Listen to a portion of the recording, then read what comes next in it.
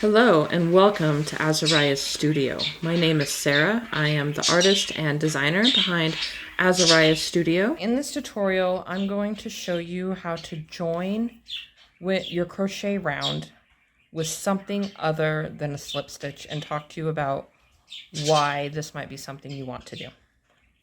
Here are the instructions if you would like to follow along for this little bit that I have started here.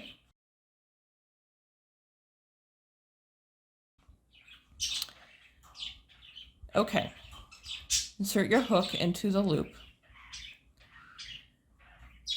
So for a granny square pattern, and the patterns that I write, I would join here with a half double crochet. This is to make that last chain 2 space for the corner.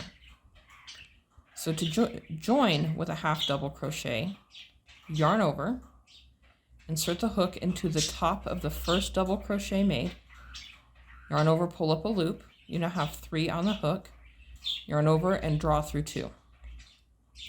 This has you set up and ready to go to work in the middle of that chain 2 space immediately. I'm going to go ahead and back this out. Some granny square corner chain spaces are 3, in which case you could chain 1, yarn over, insert hook into the first double crochet made, yarn over, pull up a loop. You have 3, yarn over, draw through 3. So that is a chain 1 and a half double crochet. Again, it makes the final corner chain space. I've also worked patterns that have you chain 1,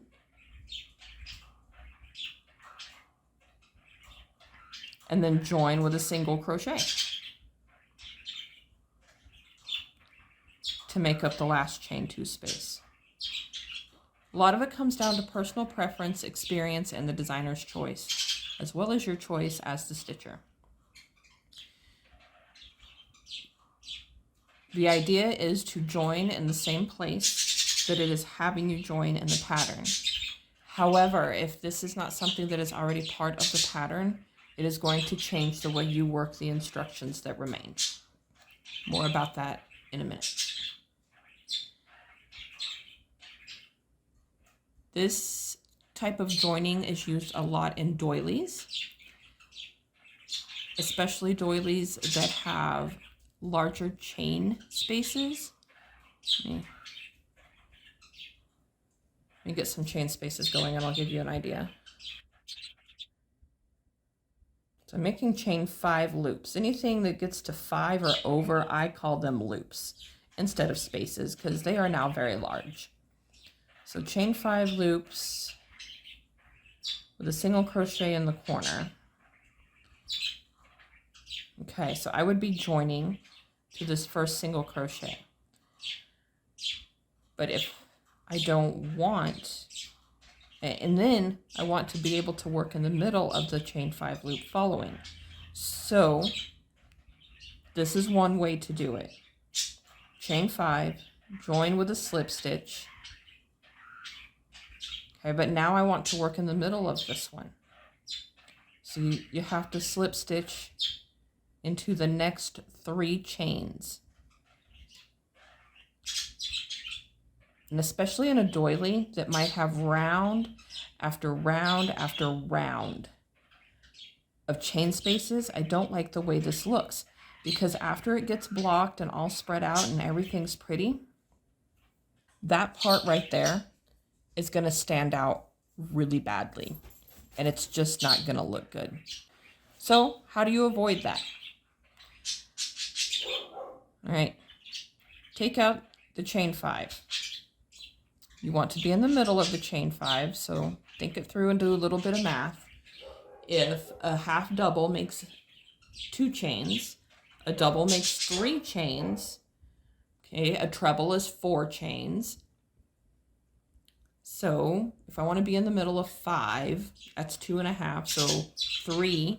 So I'm going to chain 2, I'm going to join with a double crochet.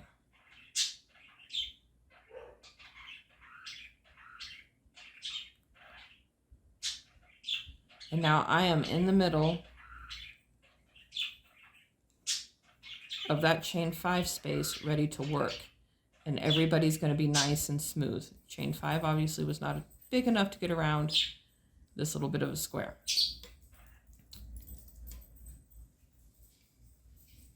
For granny squares, you may be asking, well, what's wrong with joining with a slip stitch and then slipping across some stitches instead of joining with a half double crochet?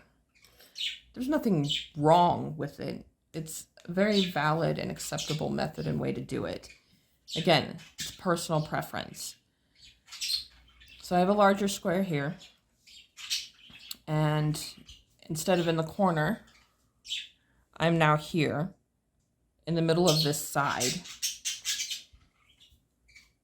and I need my next stitches need to be in here, so I have to slip stitch across here and then chain up and make those.